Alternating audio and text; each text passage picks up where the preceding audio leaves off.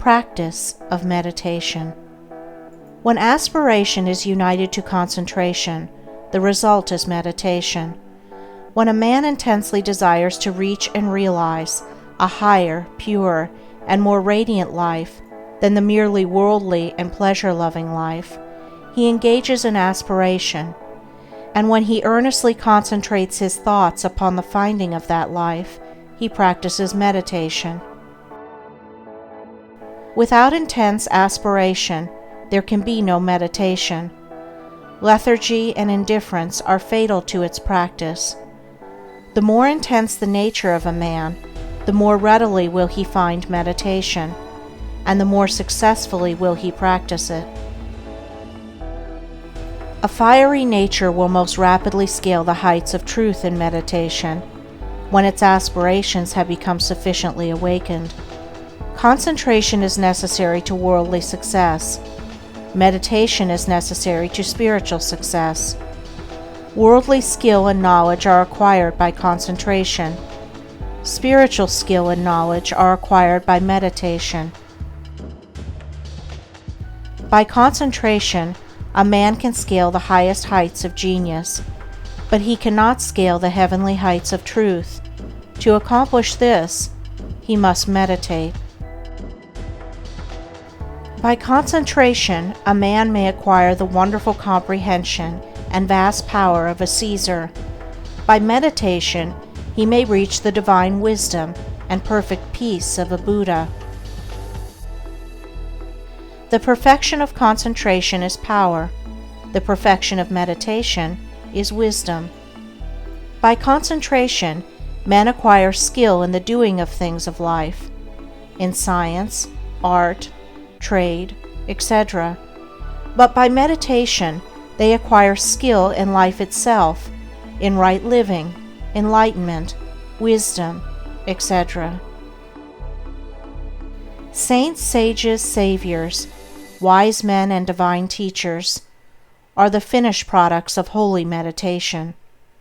The 4 stages in concentration are brought into play in meditation, the difference between the 2 powers being one of direction and not of nature. Meditation is therefore spiritual concentration, the bringing of the mind to a focus in its search for the divine knowledge, the divine life, the intense dwelling in thought on truth. Thus a man aspires to know and realize, above all things else, the truth. He then gives attention to conduct, to life, to self-purification. Giving attention to these things, he passes into serious contemplation of the facts, problems, and mystery of life.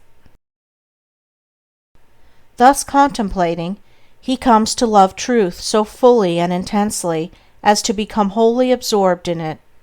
The mind is drawn away from its wanderings in a multitude of desires, and solving one by one the problems of life, realizes that profound union with truth which is the state of abstraction, and thus absorbed in truth, there is that balance and poise of character, that divine action and repose, which is the abiding calm and peace of an emancipated and enlightened mind.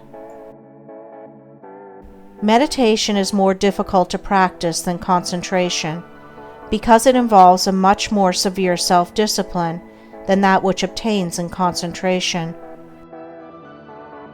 A man can practice concentration without purifying his heart and life, whereas the process of purification is inseparable from meditation. The object of meditation is divine enlightenment, the attainment of truth, and is therefore interwoven with practical purity and righteousness. Thus, while, at first, the time spent in actual meditation is short, perhaps only half an hour in the early morning, the knowledge gained in that half hour of vivid aspiration and concentrated thought is embodied in practice during the whole day. In meditation, therefore, the entire life of a man is involved, and as he advances in its practice, he becomes more and more fitted to perform the duties of life in the circumstances in which he may be placed.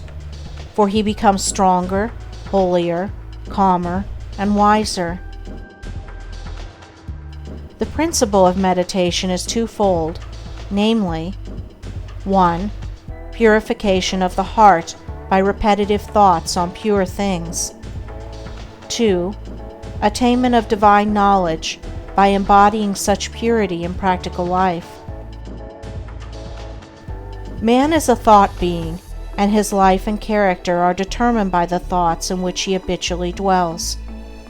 By practice, association, and habit, thoughts tend to repeat themselves with greater and greater ease and frequency, and so fix the character in a given direction by producing that automatic action which is called habit.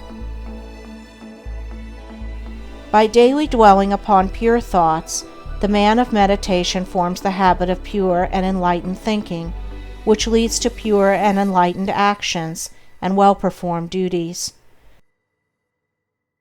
By the ceaseless repetition of pure thoughts, he at last becomes one with those thoughts, and is a purified being, manifesting his attainment in pure actions, in a serene and wise life. The majority of men live in a series of conflicting desires, passions, emotions, and speculations, and there are restlessness, uncertainty, and sorrow. But when a man begins to train his mind in meditation, he gradually gains control over this inward conflict by bringing his thoughts to a focus upon a central principle. In this way, the old habits of impure and erroneous thought and action are broken up, and the new habits of pure and enlightened thought and action are formed. The man becomes more and more reconciled to truth, and there is increasing harmony and insight, a growing perfection and peace. A powerful and lofty aspiration towards truth is always accompanied with a keen sense of the sorrow and brevity and mystery of life, and until this condition of mind is reached, meditation is impossible. Merely musing, or whiling away the time in idle dreaming, habits to which the word meditation is frequently applied, are very far removed from meditation in the lofty spiritual sense which we attach to that condition. It is easy to mistake reverie for meditation. This is a fatal error which must be avoided by one striving to meditate. The two must not be confounded. Reverie is a loose dreaming into which a man falls. Meditation is a strong, purposeful thinking into which a man rises. Reverie is easy and pleasurable. Meditation is at first difficult and irksome. Reverie thrives in indolence and luxury. Meditation arises from strenuousness and discipline. Reverie is first alluring, then sensuous, and then sensual. Meditation is first forbidding, then profitable, and then peaceful. Reverie is dangerous. It undermines self-control. Meditation is protective. It establishes self-control. There are certain signs by which one can know whether he is engaging in reverie or meditation. The indications of reverie are: 1. A desire to avoid exertion. 2. A desire to experience the pleasures of dreaming.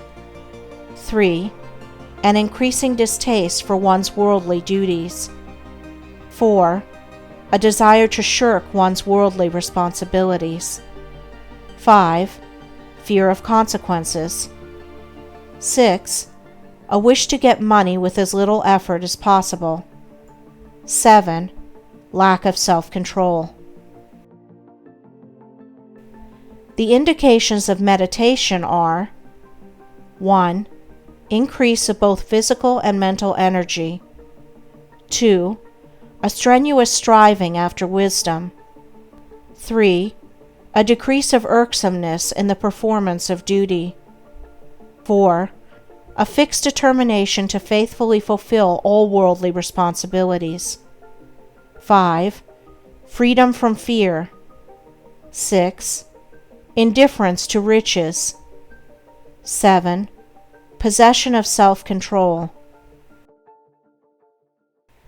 There are certain times, places, and conditions in and under which it is impossible to meditate, others wherein it is difficult to meditate, and others wherein meditation is rendered more accessible, and these, which should be known and carefully observed, are as follows. Times, places, and conditions in which meditation is impossible. 1. At or immediately after meals. 2. In places of pleasure. 3. In crowded places. 4. While walking rapidly. 5. While lying in bed in the morning. 6. While smoking. 7. While lying on a couch or bed for physical or mental relaxation.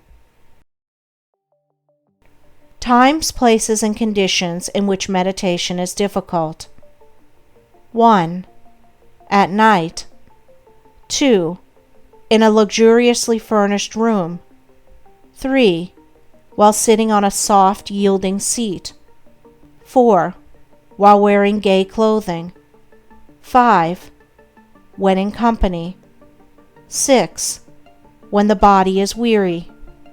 7. If the body is given too much food. Times, places, and conditions in which it is best to meditate. 1. Very early in the morning.